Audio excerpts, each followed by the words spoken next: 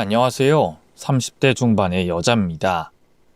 아직도 저는 시댁을 떠올리면 오장육부가 뒤집히고 부하가 치미는데요. 제 사연을 듣고 분노하실 분들이 많으실 것으로 예상됩니다. 그럼 어떤 일로 제가 이렇게 화가 나 있는지 들어봐 주세요. 제 나이 29에 새로운 곳에 취직해서 일하다가 만난 남자와 3년의 연애를 하고 바로 결혼했습니다. 저희가 일하던 곳은 물류센터 창고였어요.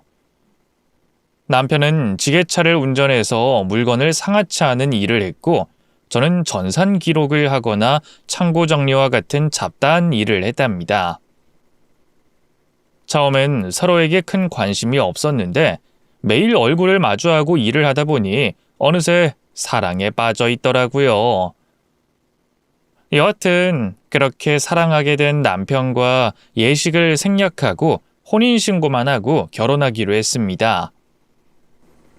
저나 남편이나 한 푼이라도 아껴가며 사는 사람이라 결혼식 자체가 사치라고 느꼈기 때문이죠. 그리고 양가 부모님은 인사드릴 사람이 없었습니다. 저는 홀아버지와 둘이 살았었는데 제가 20대 초반에 암으로 돌아가셔서 친정집이 따로 없었고, 남편도 오래전부터 혈혈단신으로 살아와서 결혼 승낙을 따로 받을 필요가 없었네요. 그이는 성격이 아주 유하고 선한 데다 친절함이 온몸에 배겨있는 사람이었어요. 회사에서 그 일을 싫어하는 사람이 하나도 없는 건 물론이고 남녀 할 것 없이 모든 사람들이 좋아하고 따랐답니다. 지금 생각해보니 남편은 저에게 과분하고 멋진 사람이었네요. 그이와 혼인신고를 하고 방 2칸짜리 전셋방을 마련했습니다. 살림살이는 중고로 구입하고 식기와 집기는 제일 저렴한 것으로 구입했고요. 남편과 저는 5년 안에 2억을 모아 근처 아파트로 이사하고 아이를 낳아 기르자는 계획을 세웠답니다. 그런데 어느 날 예상치 못한 손님이 저희 신혼집에 찾아왔어요. 누군지 모를 노인은 남편을 보고 반갑게 인사했답니다. 어이, 김현씨, 이 애비한테 말도 안 하고 결혼한 거냐? 내가 너 찾는데 몇 달이 걸렸다. 아버지가 여길 어떻게... 당장 나가요. 이놈의 자식이 애비를 봤으면 깍듯하게 인사부터 할 것이지 어디서 언성을 높여? 야 임마, 네가 아무리 도망치고 숨어 살아도 이 애비 손바닥 아니야. 시끄러워요. 찾아온 이유나 말하세요. 용건만 간단히 하고 사라지라고요. 이 자식이 성질 여전하구만. 노인은 시선을 저에게 돌리며 말을 이었습니다. 자네가 내 며느리인가 보네. 특출나 보이진 않지만 야무지게 생겼네. 반가워 며느리.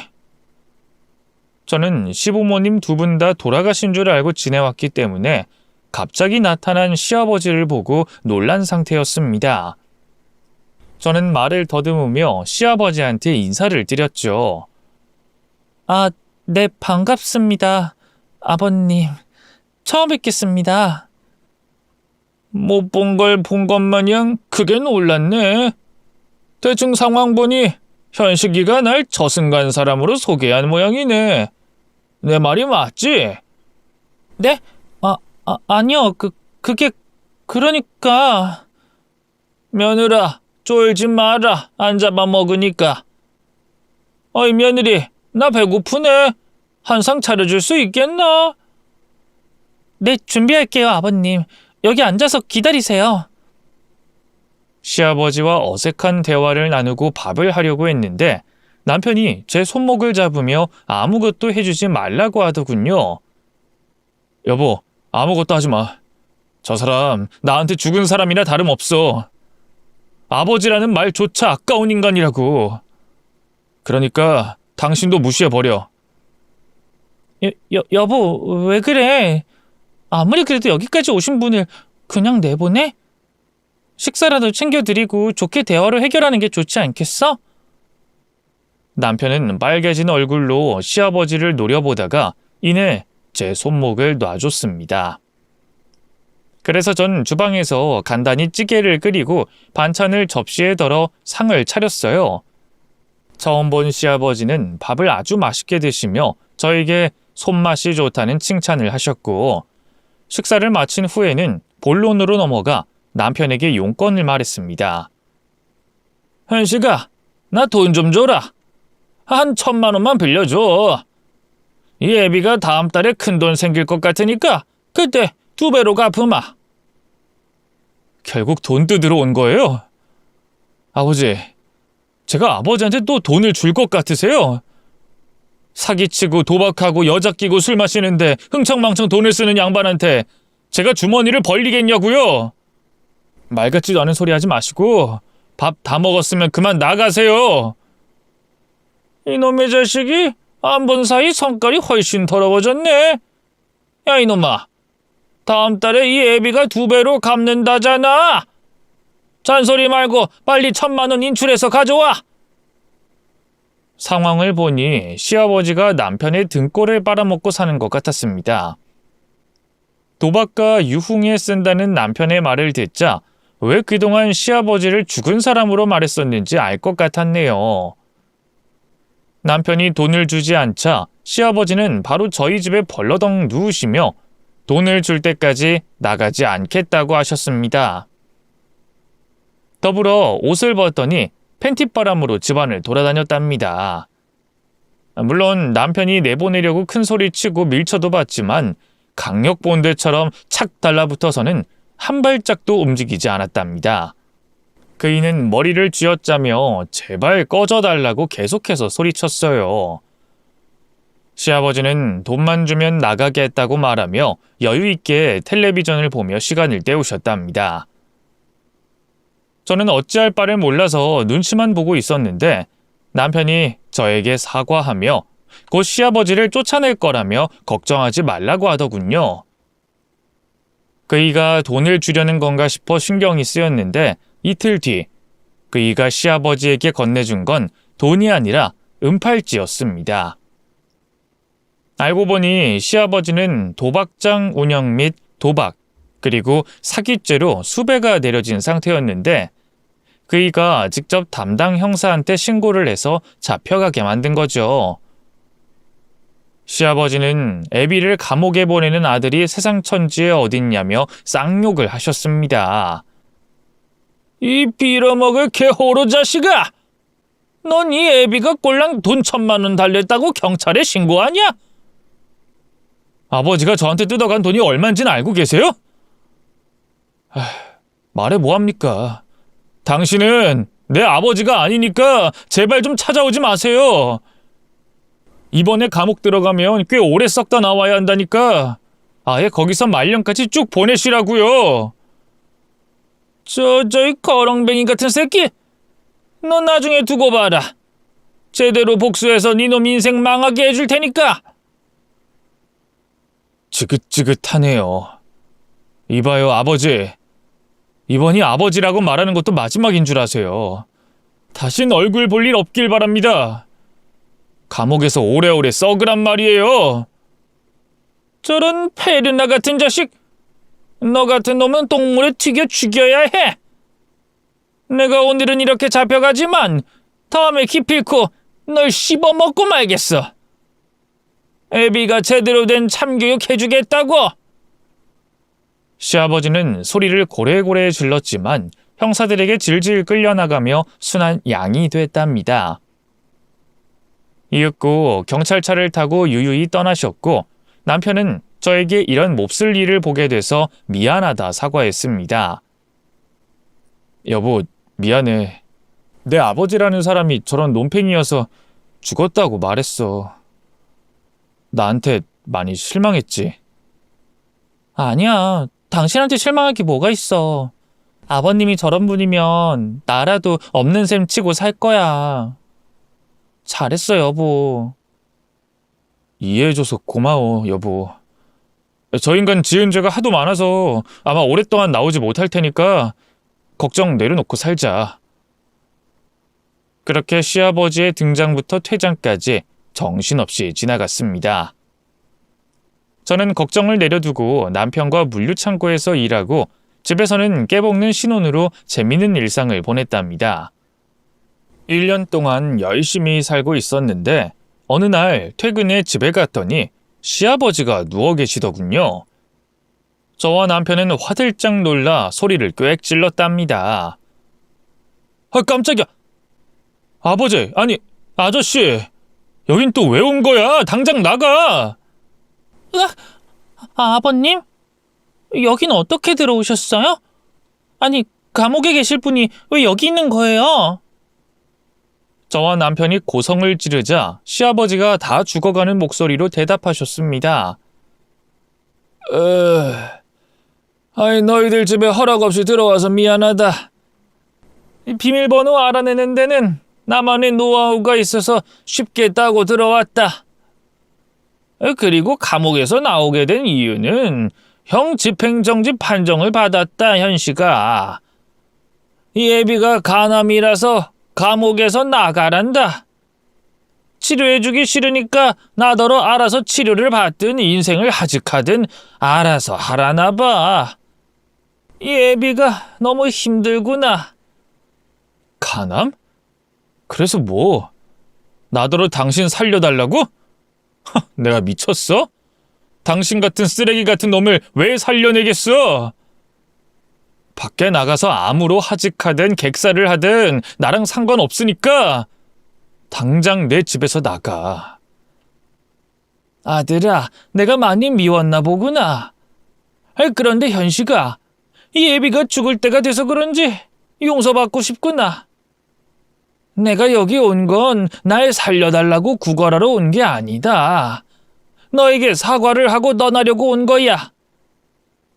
시아버지가 앓는 목소리로 사과를 했지만 남편은 눈 하나 깜짝하지 않고 꺼지라고 경고했습니다. 용서? 사과? 다 필요 없어. 당신 얼굴 안 보고 살게 해주면 그게 사과니까 당장 일어서 내 집에서 꺼지란 말이야. 이 사기꾼 노인네야. 그이가 소리를 지르자 제가 중간에 껴서 말렸습니다. 여보, 참아. 아버님 아프시다잖아. 다른 것도 아니고 암이라고. 여보, 아픈 부모를 모른 척하면 나중에 당신도 후회할 거야. 최소한의 예의라도 갖추자고. 당신 마음이 심하게 다친 건 알지만 이런다고 해서 당신 기분이 풀리진 않잖아. 당신은 빠져. 저 인간이랑 하루라도 엮이면 고달프다고. 이게 다 당신을 위해서 하는 행동이니까 빠져줘. 그럼 이렇게 하자. 아버님을 병원에 모셔드리고 최소한의 치료라도 받게 해드리자. 그리고선 만나든 말든지 하잔 말이야. 일단 아픈 사람을 병원으로 옮겨주고 생각하자고.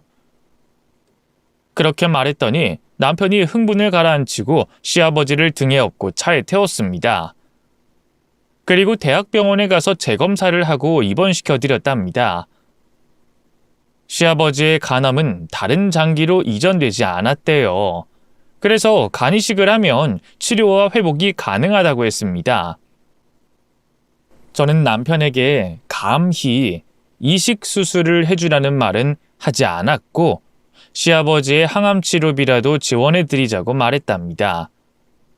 그러자 남편은 못 이기는 척 치료비를 지불하겠다고 하더군요. 항암 치료를 한 차례 받은 시아버지는 완전히 딴 사람으로 변해 있었습니다. 머리카락도 많이 빠진 데다 몸까지 빼짝 말라서 숨을 힘들게 쉬고 계셨어요. 아들아, 현실가, 내가 잘못했다.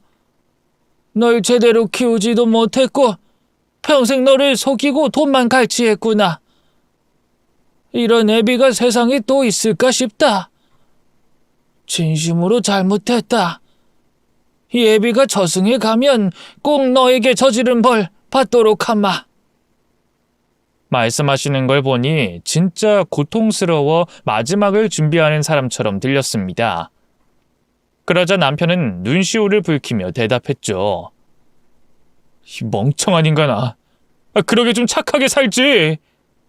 이게 다 당신이 나쁜 짓만 하고 살아와서 이렇게 된 거 아니야? 하늘이 당신을, 아버지를 벌한 거라고. 나도 안다, 현씨가. 이런 못난 애미가 뭐라고? 더 할 말 있겠니? 미안하다. 정말 미안하고 미안하다, 아들아. 됐어. 당신이 사과해봤자 달라지는 건 없어. 난 계속해서 당신 미워하고 증오하며 살 거야. 꼴도 보기 싫으니까 조용히 저승으로 떠나. 그래, 그렇게 하마. 아들아, 그만 가거라. 며느라, 너도 그만 가봐라. 예비가 너희들 얼굴 보면 살고 싶어져. 나 혼자 편하게 떠나도록 내버려 두거라. 시아버지는 인생을 포기라도 했는지 약한 말씀을 주저리 하셨습니다. 그러자 남편이 버럭 화냈어요. 의사가 그러는데 당신은 오래 고통스러워할 거래. 간이식을 받지 않으면 병마와 오랜 시간 싸우다가 저승을 가든 살아남든 할 거래. 그러냐? 그런데 이 애비가 기운이 없어서 병마를 이길 자신이 없구나. 그냥 고통 없이 떠나고 싶은데 그건 안 되겠지? 당연하지. 당신이 나한테만 상처 준 줄 알아? 많은 사람들한테 사기 쳐먹어서 상처 줬잖아. 나와 그 사람들이 느끼는 고통 10분의 1도 느끼지 못했는데 쉽게 하늘에서 받아주겠어? 그이가 선을 넘는 말을 하는 것 같아 제발 그만하라고 타일렀습니다. 여보, 그만해. 아버님 지금 항암제 맞고 엄청 고통스러우실 거야. 괜히 더 힘들게 할 필요 없다고. 그만하고 나가자. 세아가, 며느라, 난 괜찮다. 내 아들이 날 실컷 욕하고 원망하게 둬라. 그래야 내 마음이 편할 것 같구나. 시아버지는 계속해서 약한 모습으로 사과를 하셨고 남편은 분노하면서도 슬퍼했습니다. 그이의 눈물을 보았을 땐 정말로 착한 사람이라는 걸 다시금 깨달았답니다. 그날 이후로 남편은 매일 시아버지를 찾아갔어요. 물론 저도 따라가서 시아버지의 상태를 살폈답니다. 그런데 시아버지의 몸 상태가 급속도로 더 나빠지는 게 보였어요. 의사 선생님은 빨리 간 이식을 하지 않으면 후유증으로 돌아가실 수도 있다는 말씀을 하셨답니다. 저는 남편에게 감히 이식하라는 말은 꺼내지 못하고 있었는데 그이가 시아버지를 내려다보며 마음의 결정을 한 것 같았습니다. 아버지, 만약 내가 아버지 살려주면 다른 삶 살겠다고 약속할 수 있어요? 뭐? 너 지금 간이식 해주겠다고 말하려는 거냐? 됐다. 내가 무슨 염치로 너한테 이식을 받겠냐? 난 그냥 고통스럽게 떠날 테니 상관 말아라. 아버지를 위해서가 아니라 날 위해서 하겠다는 거예요. 이대로 아버지 보내면 평생 죄책감에 시달리면서 불행하게 살 것 같단 말입니다. 그러니까 내가 간이식 해주면 똑바로 살겠다고 약속하세요, 아버지. 당신이 상처 줬던 사람들에게 찾아가 일일이 사과하시고 남에게 피해 주는 사람이 아닌 도움되는 사람이 되란 말입니다. 이 약속 지키실 수 있어요? 그러자 시아버지는 흐느끼며 울기 시작했습니다. 나 같은 인간 쓰레기를 살려주겠다니? 아들아, 네가 무슨 죄를 지었다고 나 같은 놈을 살리겠다는 거냐? 제발 그러지 마라. 난 마음의 준비가 됐으니 그냥 놔주거라. 비겁한 소리 하지 마세요. 살아남아서 당신은 저지른 대가 치르라고요. 새 인생 살아서 나에게 존경스러운 사람으로 남아달란 말입니다. 현씨가, 그래, 네 말대로 나에게 살 기회를 준다면 그렇게 하마. 내가 사기친 사람들 다 찾아가서 용서 빌 테고 남을 돕고 선행하며 살겠다. 너에게 아버지다운 모습 보이며 살도록 하겠다. 현식아, 솔직히 나 살고 싶다. 네가 날 살려준다면 다른 사람이 될 테니 살려다오. 남편은 그렇게 증오하던 시아버지에게 간이식을 해주겠다고 결정했답니다. 진작 검사를 받아 이식이 적합하다는 걸 저희 부부는 알고 있었죠. 저는 그이에게 선택은 당신 몫이니 어떤 결정을 해도 존중하겠다고 말해줬답니다. 그런데 이렇게 시아버지를 살려주겠다고 결정을 해버렸네요. 저는 옆에서 묵묵히 바라보다가 남편의 등을 쓸어주면서 잘 결정했다고 낮은 목소리로 말해줬습니다. 사흘 뒤 남편과 시아버지는 나란히 누워 수술실로 들어갔답니다. 그이는 시아버지한테 계속해서 새로운 인생을 살라고 말을 했고 시아버지는 그이의 말에 무조건 알겠다며 고맙다는 인사를 했답니다. 그리곤 수술실 앞에 홀로 서게 된 저는 두 부자가 무사히 수술실에서 나오기를 두 손 모아 기도했어요. 몇 시간 뒤 수술을 끝내고 나오는 의사 선생님이 제 얼굴을 보고 빙그레 웃으셨습니다. 다행히 수술은 성공적으로 끝났고 두 사람 모두 무사하다고 했어요. 후유증이 생기지 않도록 입원 치료를 더 받으면 될 거라고 하셨죠.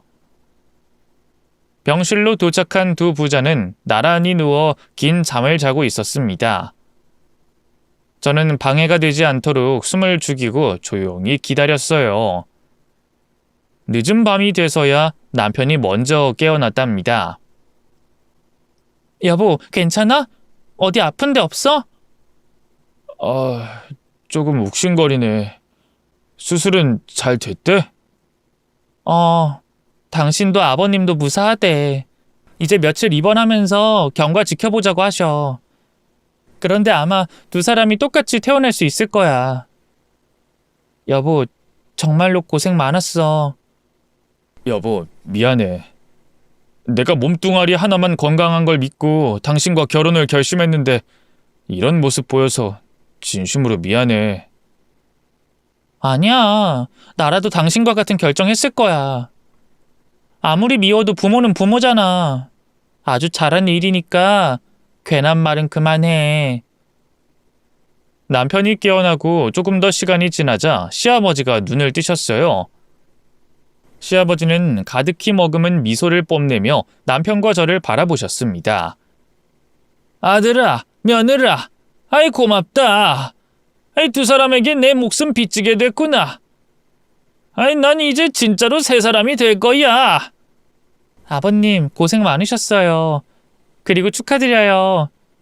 다시 태어나셨으니 예쁜 인생 사셔야 해요. 아이 그래야지. 이 죄 많은 노인네를 살려준 우리 아들에게 부끄럽지 않은 사람이 될 거야. 저와 남편은 시아버지의 결심을 들으며 흐뭇하게 웃었답니다. 이제 퇴원만 하면 걱정 근심 따윈 없을 줄 알았어요. 몇 주 뒤 두 부자가 함께 퇴원해서 집으로 돌아왔습니다. 남편은 아직 일하는 건 무리라 제가 혼자 일을 했고 그이와 시아버지는 집안에서 식사와 약을 먹으며 회복하고 있었습니다. 그런데 회복하면서 남편의 몸에 문제가 생겼어요. 시아버지는 하루가 다르게 건강해지고 있는 반면에 제 남편은 더 말라가고 거동하는 게 힘들어졌죠. 그래서 그이를 데리고 병원에 갔더니 간이식 수술 후 일어나는 후유증으로 보인다며 일주일에 두세 번씩 치료받으러 오라고 했어요. 의사 선생님은 간혹 이런 일이 있다면서 크게 걱정하지 않아도 된다고 해서 남편과 저는 그 말을 곧이곧대로 믿었답니다.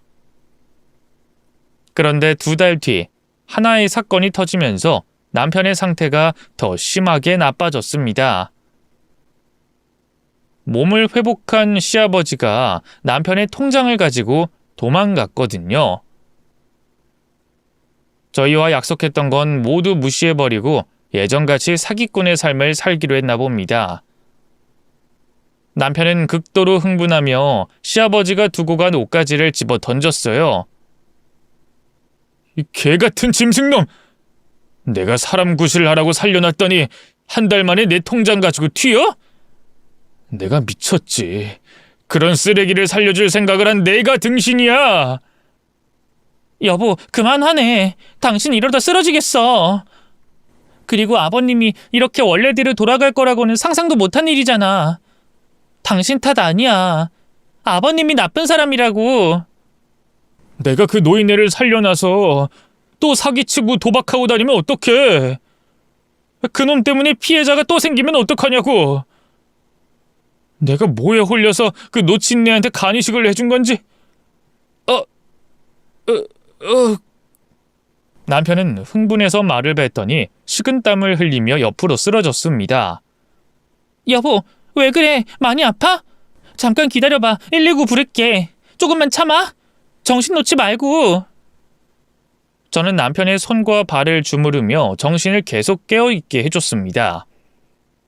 이윽고 구급대원들이 집 안으로 들어와 들것으로 남편을 구급차까지 무사히 옮겼어요. 그리고 그이가 수술받은 병원이 아닌 다른 병원으로 가서 검사를 받게 됐는데 면역력이 많이 떨어져서 당뇨와 고혈압이 심하다고 하더군요. 게다가 극심한 스트레스로 쇼크까지 와서 위험한 단계라고 일렀답니다. 그래서 장기 입원을 선택하고 남편의 치료에 전념하기로 했어요. 누군가 그의 옆에 붙어 있어야 했기 때문에 제가 일을 잠시 휴식하기로 하고 간병하기로 했죠. 그런데 문제가 또 있었습니다. 저와 남편은 실비보험을 들어놓지 않은 상태여서 입원비와 치료비가 모두 개인 돈으로 마련해야 했어요. 제가 한 푼이라도 아끼려고 보험을 들지 않았던 게 엄청나게 어리석은 짓이었죠. 시아버지가 남편의 통장을 훔쳐 달아났기 때문에 오로지 제 돈으로 입원비를 내야 했는데 고작 한 달 입원할 돈밖에 되지 않더라고요. 이러다간 카드 빚이나 대출까지 받아야 할 것 같았습니다. 그래서 전 시아버지를 찾는 게 급선무라 판단했어요. 남편 옆에서 전화를 계속하면서 발을 동동 굴렀답니다. 이윽고 겨우 시아버지가 전화를 받으셨습니다. 아버님? 지금 어디세요? 누구냐? 저예요, 아버님 며느리요. 아, 그래 너구나. 왜? 뭐 내가 통장 가져갔다고 전화한 거야? 아버님, 지금 아버님 아들 현식 씨가 간 이식 후유증으로 병원에 입원했어요. 의사 선생님 말씀으로는 위험한 단계라고 해요. 아, 그래서 나보고 어쩌라고? 저는 너무나 태연하게 남일처럼 말하는 시아버지한테 화가 났습니다. 네? 어쩌라뇨? 아버님한테 간이식 해주고 이사달이 났잖아요. 당장 와서 제 남편 간병도 하고 치료비도 내놓으세요. 제 남편 통장 들고 오란 말입니다. 아이씨, 너 때문에 이번 판 졌잖아. 팔땡 잡아서 1,000만 원 걸었는데 제기랄. 이게 다 네가 재수없는 소리를 해서 그런 거야. 야, 네 남편 돈은 요긴하게 잘 썼다. 그리고 그 자식이 죽든 살든 나랑 상관없는 일이니까 전화하지 마라. 아니다. 그냥 전화기 갖다 버릴 테니까 그런 줄 알아. 여보세요? 아버님. 아버님. 끊었네, 이 개자식. 시아버지는 남편이 자신 때문에 이런 고통을 받고 있는데 무시해버리고 말았답니다. 남편은 저에게 앓는 목소리로 미안하다는 말만 연신했어요. 그래서 제가 그럴 필요 전혀 없다고 대답했습니다. 돈이야 뭐 있다가도 없고 없다가도 생기는 것이니 괜히 병원비 걱정하지 말고 몸이나 회복하라고 일러줬네요. 남편은 한 달이 지나도 여전히 후유증으로 힘들어했습니다. 그래서 입원 기간은 길어지게 됐고 병원비도 바닥이 나서 대출받게 됐답니다. 집을 담보로 해서 병원비로 쓰게 된 거죠. 그런데 또 문제가 생겼으니 대출금 갚으라는 전화가 매일같이 걸려왔어요.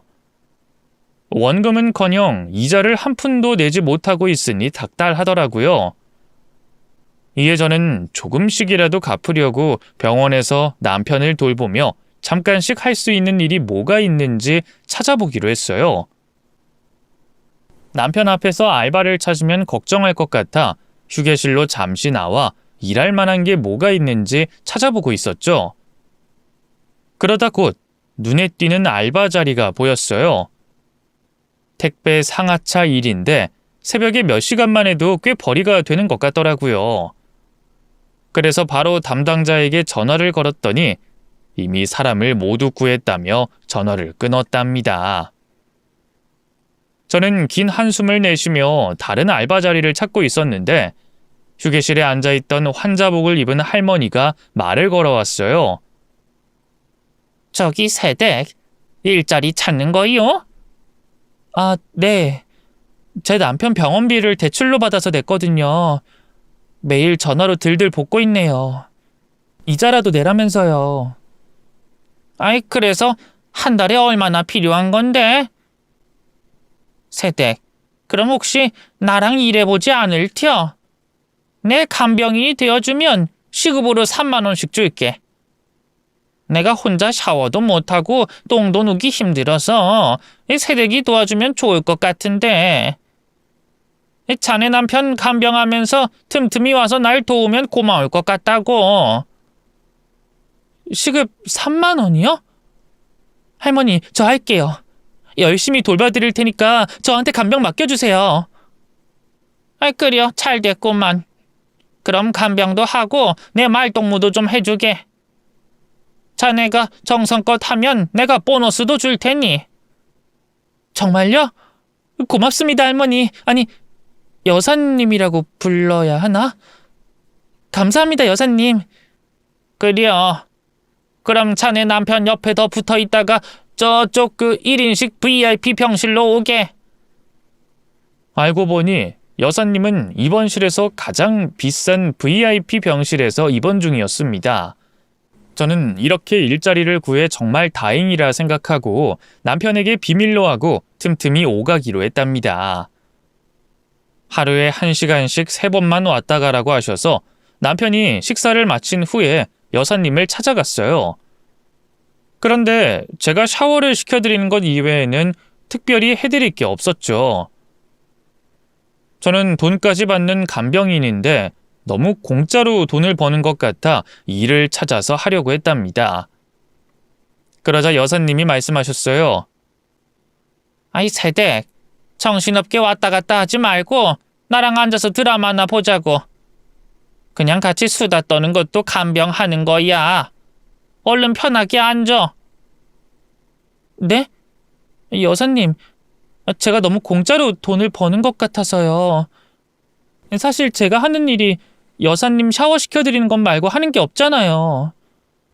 화장실에서 볼 일도 혼자 보시고 식사도 알아서 하시니 몸둘 바를 모르겠어요. 이보게, 난 간병인 같은 거 필요 없어. 그냥 새댁이 딱해 보여서 도와주려고 한 것뿐이야. 어쨌든 오늘 자네가 할 일은 나랑 같이 드라마나 보는 거야. 그래서 저는 여사님의 옆에 앉아서 드라마만 보고 돌아왔답니다. 그렇게 일주일의 시간이 지나자 주급으로 100만 원을 주셨어요. 제가 왜 이렇게 많이 주시냐고 했더니 보너스가 포함됐다고 하더군요. 여사님, 이건 너무 많아요. 제가 아무리 돈이 궁해도 이런 식으로 쉽게 돈을 버는 건 아닌 것 같아요. 어허, 어른이 주면 그냥 고맙다고 하고 주머니에 넣는 거야. 자네 내 손 부끄럽게 할 거야? 네? 하지만 그냥 넣어둬. 새댁이 엄한데 돈을 쓰는 것도 아니고 남편 병원비 갚는 데 쓸 거 아니요. 새댁, 나도 자네처럼 힘든 시절이 있었어. 내 젊은 시절을 보는 것 같아 도와주는 거니까 내 마음 넣어두란 말이야. 감사합니다, 여사님. 그런데 여사님은 가족이 없으세요? 제가 괜한 질문을 했나요? 아니, 뭐 가족이야 있지. 아들, 딸들 모두 해외에서 아기 낳고 잘 살고 있어. 그리고 남편은 오래전에 세상 떠났고. 어머, 제가 괜한 걸 물었네요. 죄송합니다. 아니야, 뭐 하도 오래전에 떠나서 가물가물혀. 그리고 얼마 전에 나한테 애인이 생겼어. 얼굴도 잘생기고 매너 넘치는 남자가 말이야. 그럼 혹시 병원에도 자주 오시나요? 제가 한 번도 뵙지 못한 것 같은데. 그러고 보니 아직 못 봤구나. 매일 늦은 밤에 들렀다 가서 못 본 모양이네. 그이가 낮에는 일을 해서 볼 일이 없겠네. 그래도 꼭 뵙고 싶어요. 여사님이 선택한 애인이라면 분명 인자하고 훌륭하실 것 같다고요. 그렇지. 지금 내 애인은 다른 논팽이들과는 달라. 돈을 밝혀서 나에게 접근한 게 아니라고. 나한테 첫눈에 반했다나 뭐라나? 우와, 정말요? 진짜 로맨틱하신 분이네요. 그런데 여사님은 무슨 일 하셔서 돈도 많으시고 이런 VIP 병실 쓰시는 건가요? 무슨 기업 회장님이라도 되시는 건가요? 기업 회장? 내가 무슨 회장이야. 배운 거 하나 없는 무식쟁인데. 사실 난 젊어서부터 미싱쟁이였어. 옷 만드는 공장에서 미싱질하면서 돈 벌었지. 그러다 옷을 내 멋대로 만들어 봤는데 꽤 좋아 보이는 거야. 그래서 공장 관두고 독립해서 옷 만들어 팔기 시작했네. 동대문이고 남대문이고 여러 시장 돌면서 도매상들에게 옷을 팔았단 말이야. 그러다 시간 지나 보니 내 밑에 일하는 직원이 수십 명에다가 내가 만든 옷을 사겠다는 도매상들이 줄을 섰더라고. 그렇게 수십 년 일했더니 80억짜리 상가 하나 마련하게 됐지. 그래서 지금은 상가에 새만 받아먹고 살고 있네. 저는 여사님의 일대기를 듣고는 너무 존경스러워서 턱을 벌리고 와 하는 소리를 내며 감탄했습니다. 우와, 여사님 진짜 대단하신 분이네요. 나중에 자서전 같은 책 내셔도 되겠어요. 이런 분을 간병하게 돼서 진심으로 영광이에요. 에이, 뭐 실없는 소리 하기는. 세대, 자네한테 할 일 하나 줄게. 내 집에 가서 속옷 좀 가져와. 갈아입을 속옷이 덜 말라서 집에를 좀 다녀와야겠어. 어떻게? 시간이 되겠나? 그럼요, 당연히 되죠. 집 주소 알려주시면 퍼뜩 다녀오겠습니다. 그렇게 수다를 떨다가 심부름으로 여사님의 집으로 향했습니다. 버스를 타고 몇 정거장 지나 내려 주소 앞으로 찾아갔는데 으리으리한 주택이었답니다. 이런 집에 살고 있다는 여사님이 엄청 부러웠죠. 그리고 비밀번호를 누르려는데 누군가 안에서 대문을 활짝 열었답니다. 그는 제 남편의 간을 이식받은 시아버지였어요. 뭐야, 네가 여기를 어떻게 알고 찾아온 거야? 며느리 넌 내 뒤캐고 다닌 거냐? 아버님. 아버님이야말로 여사님 집에서 나오는 거예요? 설마 아버님이 박선숙 여사님 애인이세요? 뭐야? 네가 내 애인을 어떻게 알아? 너 뭘 노리고 있는 거야? 저는 뒤죽박죽해진 머릿속을 정리해봤습니다. 남편의 간을 얻고 멀쩡해진 시아버지가 도박을 하며 여사님을 꼬셔서 애인이 됐고 지금 이 집안에서 지내고 있던 거였죠. 저는 한탄스러운 한숨을 내쉬며 말했습니다. 아버님 정말 대단하시네요. 여사님한테 사기치려고 붙으신 거죠? 아버님이 여사님이 말했던 것처럼 성실한 분이 아니잖아요. 저는 지금 병원에서 여사님의 간병인으로 일하는 것과 남편이 입원 중인 사실을 알렸습니다. 그러자 시아버지가 제 손목을 낚아채며 대문 안으로 끌고 들어갔어요. 이거 놓으세요. 당장 여사님께 가서 모두 일러야겠어요. 아버님이 어떤 사람인지 다 밝히겠다고요. 인연이 왜 야단이야? 야, 내가 이 집 할망구 꼬시려고 얼마나 큰 공들인 줄 알아? 너 행여나 입이라도 뻥끗하면 가만두지 않을 거야. 아니지. 내가 네 년을 어떻게 믿겠냐? 아무래도 너 사라져줘야겠다. 그게 무슨 말이에요? 사라지다뇨? 며느라, 미안하다. 내가 살려면 네가 없어져야 해. 내가 선수길 꼬셔서 같이 사는 데만 2달이 넘게 걸렸거든. 이제 80억 상가가 눈앞에 다가왔단 말이야. 그런데 네가 일러 바치면 곤란해지잖아. 그러니까 좀 사라져야겠다. 시아버지가 무슨 일을 꾸미는진 모르겠지만 당장 빠져나가야겠다는 생각이 들었어요. 그래서 저를 붙잡으려는 시아버지의 낭심을 걷어차 버렸습니다. 아유, 아이, 야, 이 또라이야! 여길 걷어차면 어떡해? 아유, 아파 뒤지겠네. 야, 어디 가냐? 며느라, 가지 말고 내 말 좀 들어봐. 닥쳐, 이 사기꾼 놈아. 내 남편이 당신 때문에 병원에 입원해 있는데 죽든 말든 상관없다고 했지? 병원비도 한 푼 안 주고 말이야. 내 남편에게 사기친 거 바로 벌받게 해주마. 야, 부모 자식 간의 사기라니. 며느라, 잠깐 기다려봐.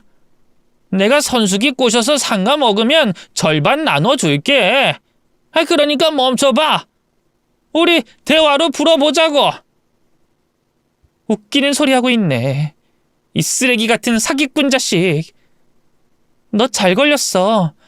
여사님이라면 니놈 쉽게 감옥에 보낼 수 있을 거야. 저는 말을 마치고 바로 택시를 잡아 타고 병원으로 향했습니다. 시아버지도 저를 뒤쫓아오느라 택시를 잡아 타더군요. 여사님 핸드폰 번호를 받았으면 바로 연락을 해서 알릴 수 있을 텐데 아쉽게도 연락처를 몰라 직접 전해야 했답니다. 이윽고 병원에 도착해 불이 나게 달려가는데 시아버지도 거의 동시에 도착해서 본의 아니게 달리기 시합을 했답니다. 며느라, 멈춰봐. 선수기한테 말하면 안 돼. 닥쳐. 니놈이 내 남편 간이식 받고 입을 싹 닦아버렸잖아.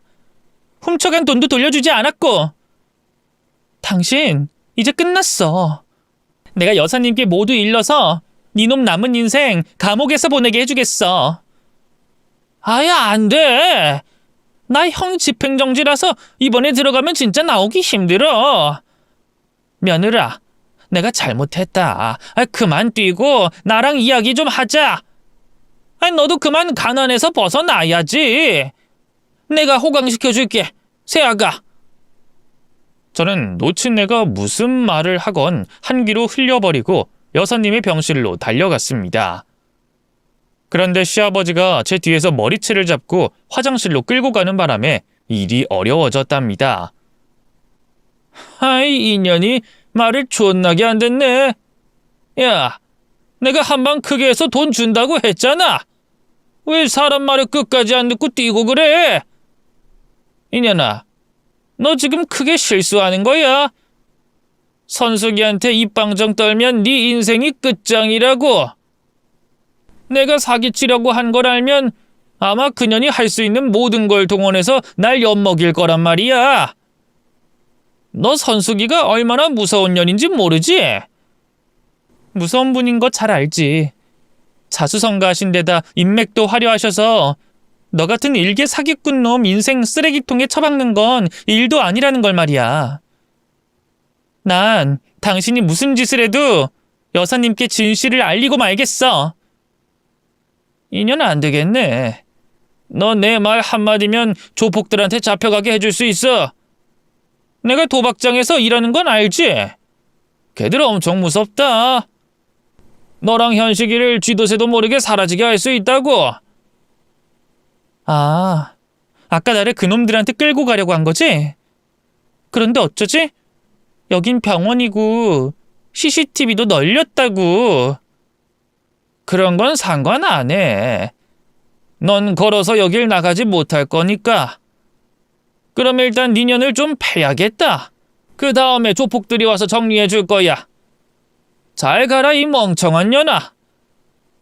너 없애버리고 선숙이 년 계속 등쳐먹을 거야 난. 한 번 잡은 호구는 절대 포기 못한다고. 시아버지가 주먹을 제 얼굴에 뻗으려는 순간 화장실 대변칸에서 문이 열리며 누군가 뚜러뻥으로 시아버지를 공격하기 시작했습니다. 바로 여사님이었죠. 개인 병실 화장실이 막히는 바람에 복도에 있는 화장실에 오셨는데 거기서 시아버지의 모든 진실을 듣게 된 거죠. 이 자식 착하고 순한 놈인 줄 알았더니 사기꾼이었다고? 세댁, 방금 말한 거 모두 사실이야? 네 여사님, 이 인간 진짜 악마 같은 놈이에요. 제 남편한테 간이식 받고 통장 훔쳐서 도망갔다고요. 그이가 후유증으로 시달리고 있는데 저놈은 남편 돈을 도박하는 데 썼다고요.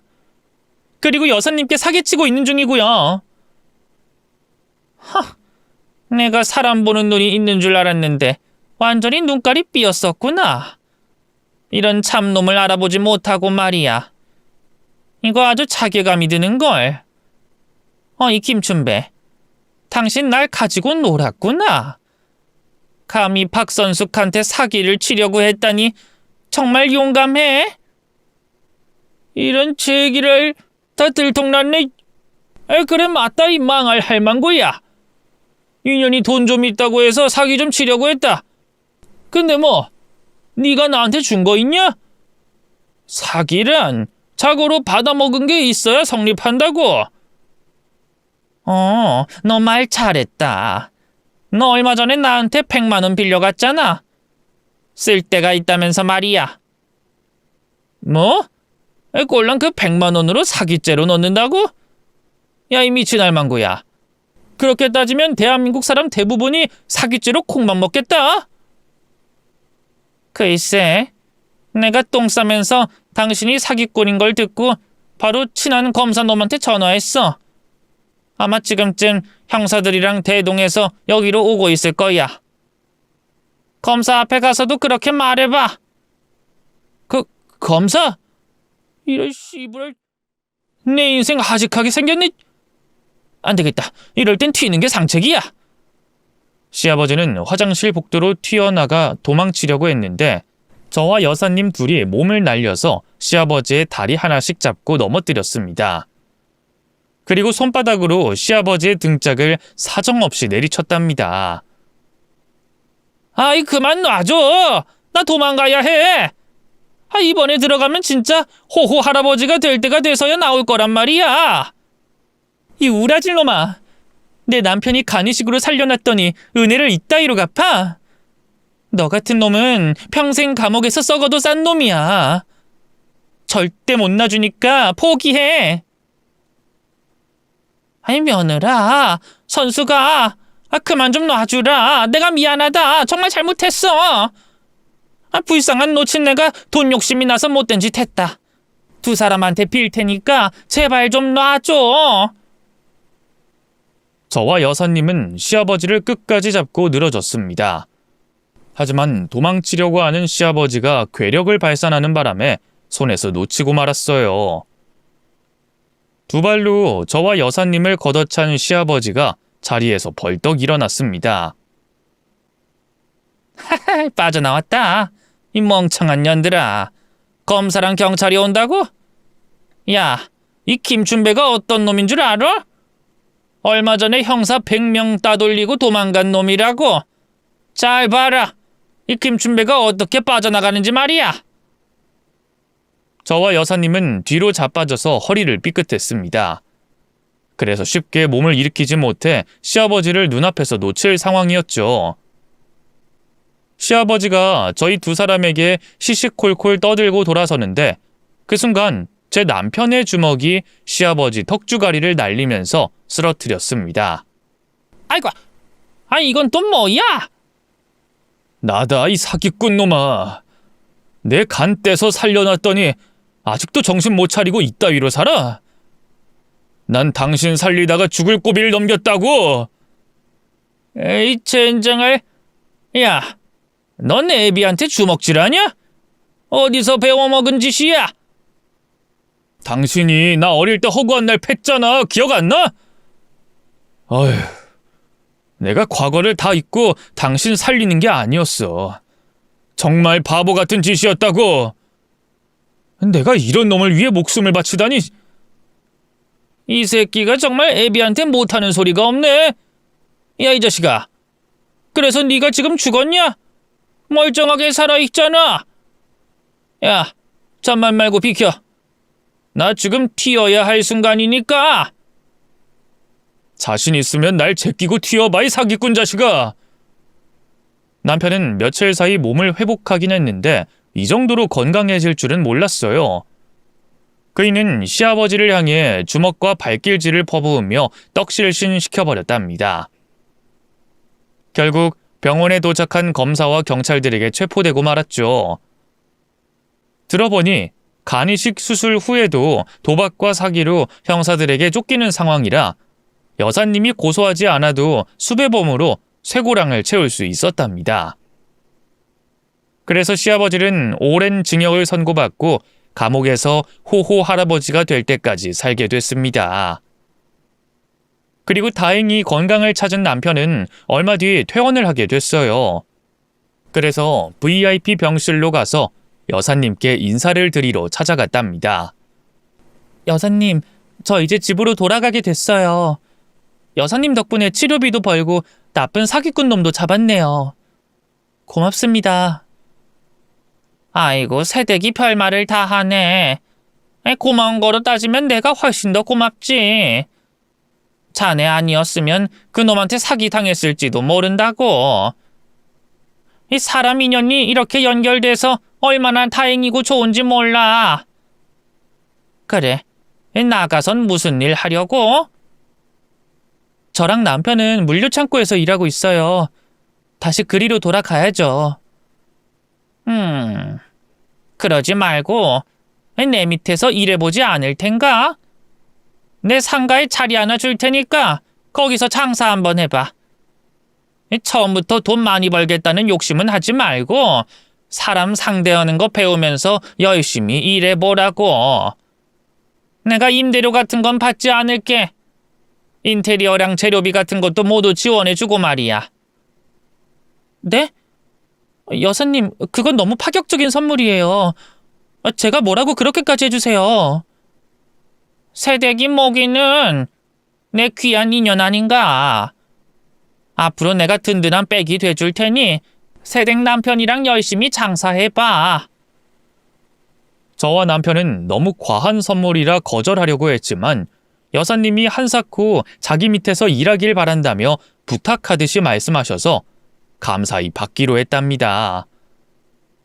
그래서 저희 부부는 물류창고가 아닌 여사님의 상가 1층에서 야채와 과일 장사를 시작했어요. 처음엔 부끄러워서 말도 잘 못했는데 하다 보니 목소리가 하늘을 찌르도록 크게 터져서 나오고 있답니다. 장사를 무진장 잘하는 건 아니지만 여사님이 만족할 정도로 이어나가고 있네요. 이렇게 제 인생 중 가장 충격적이었던 시아버지의 이야기를 푸념하듯이 써봤네요. 정말 아나무인인데다 못된 짓은 종합 세트로 한 논팽이 맞죠? 제 남편과 저는 시아버지 때문에 조금 고통스럽긴 하지만 잘 이겨내고 있어요. 여러분이 저희 부부에게 힘이 되는 조언과 격려를 해주시면 더 열심히 잘 살 수 있을 것 같습니다. 그럼 이만 줄일게요. 모두 안녕히 계세요.